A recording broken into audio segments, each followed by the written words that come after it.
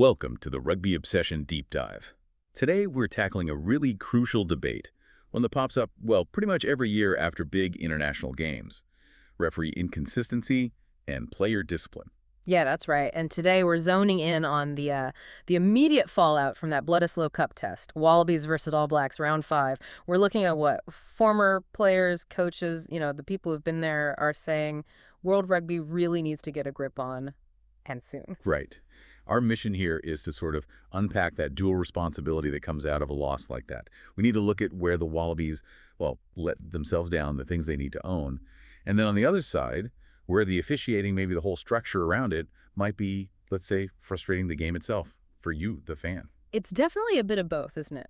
Painful self-reflection for Australia, sure, but also this wider call from, well, pretty much everyone in rugby, for more clarity, especially when test matches are decided by such tiny margins. Okay, before we get onto the pitch and start dissecting those calls, just a quick reminder, make sure you hit that subscribe button for Rugby Obsession right now. You don't want to miss our next deep dives. Okay, let's set the scene then. The scoreboard, it's pretty stark. Australia lost 33-24 to Scott Robertson's All Blacks, Eden Park. So the Bledisloe Cup, it stays in New Zealand. That's the basic fact. But as you said, the penalty stats, they tell a slightly different story, maybe a more frustrating one. Oh, they absolutely do. That was the real friction point in a lot of the commentary afterwards.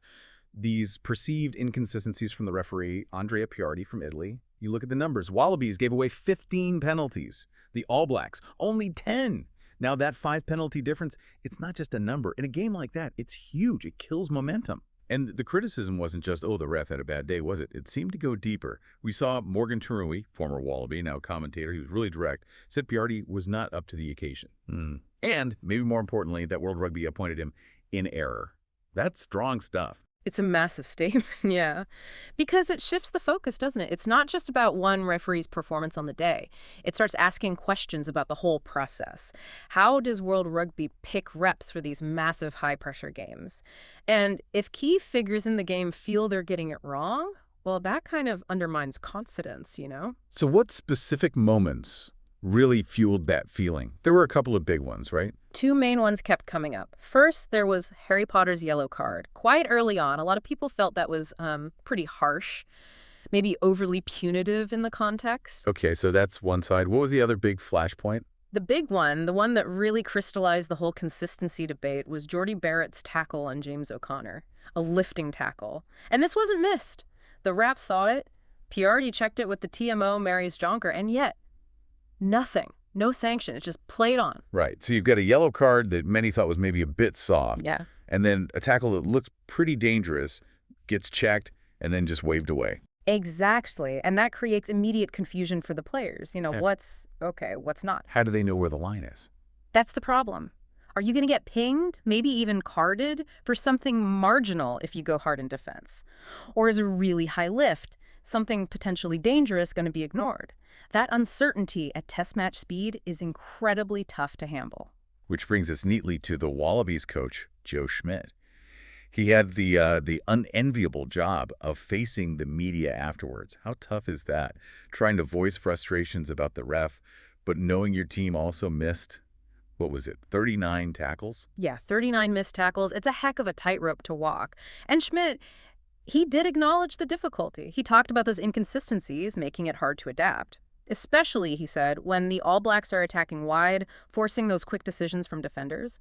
He even admitted they often have to ask for clarification after the game, which, let's be honest, is no use at all in the heat of the moment. But crucially, he didn't blame the ref for the loss, did he? No, absolutely not. He drew a very clear line there. He pointed straight back at that shocking statistic. 39 missed tackles by Australia. New Zealand only missed 12. Wow. Yeah. That massive difference, 39 versus 12, Schmidt basically said, you can't blame the ref for that. His quote was pretty blunt. The referee's not going to make the tackles for us. Strips her right back, doesn't it? Takes away the excuses. So the message is, okay, the officiating might have been inconsistent. Maybe it contributed to the 15 penalties, maybe.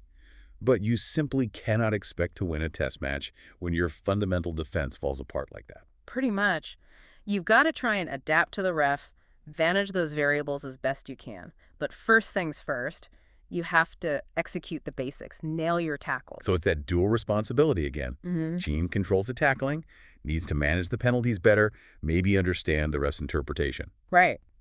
And the governing body, World Rugby, controls the appointments and, ideally, should be driving for more consistency in how the big calls are made.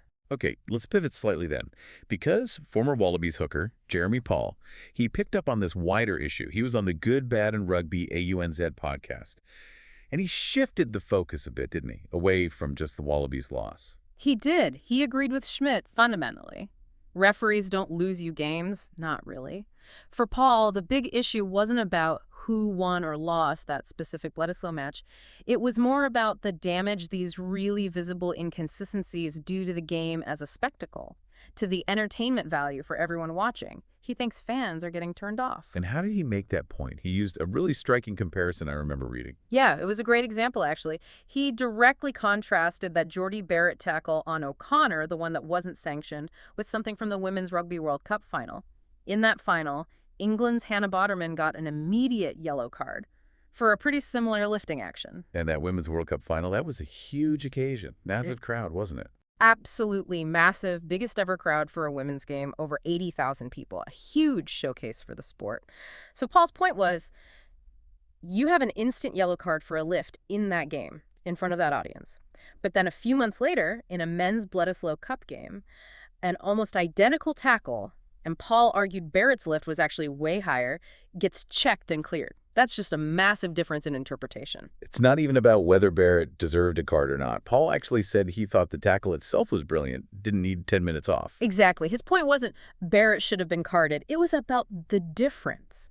How can you have such dramatically different outcomes for essentially the same type of dangerous play in two massive international fixtures? That, he argues, erodes trust. The fans watch that and they just get confused. And confusion isn't entertaining. It just stops the flow, kills the excitement. Precisely. That was Paul's plea, really. World Rugby needs to protect the spectacle, make the laws clearer, make the application more consistent. Okay, really interesting points coming through here.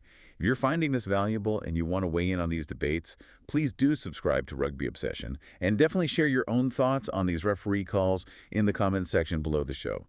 We really do want to hear what you think. So, picking up on Paul's point again, he basically summed up this frustration that, well, pretty much all international teams feel. It's not just Australia. He talked about the nightmare it is for coaches preparing week to week. Because the referee changes all the time. Yeah. One week you might have an Italian ref, like Piardi. The next week, maybe it's a French referee, then a New Zealander. And Paul's argument is that because interpretations can vary so much, players almost feel like they're playing a completely different game from one week to the next. That's a huge challenge. You're not just learning the opposition's plays. No. You're trying to figure out the referee's individual style, their interpretation of complex areas like the breakdown or the scrum. And you're doing this under massive pressure when you're tired, which is exactly when, as Paul put it, all your bad habits come out. So you might get penalized for something this Saturday that was totally fine last Saturday. You're kind of battling inconsistent interpretations as well as the other team. That's the feeling, yeah. And he was clear, this isn't just an Australian whinge. He said it's something all teams are suffering from across the board in international rugby at the moment. Which led him to his final point, his sort of challenge to the powers that be. A direct plea to World Rugby. A very clear plea, yes.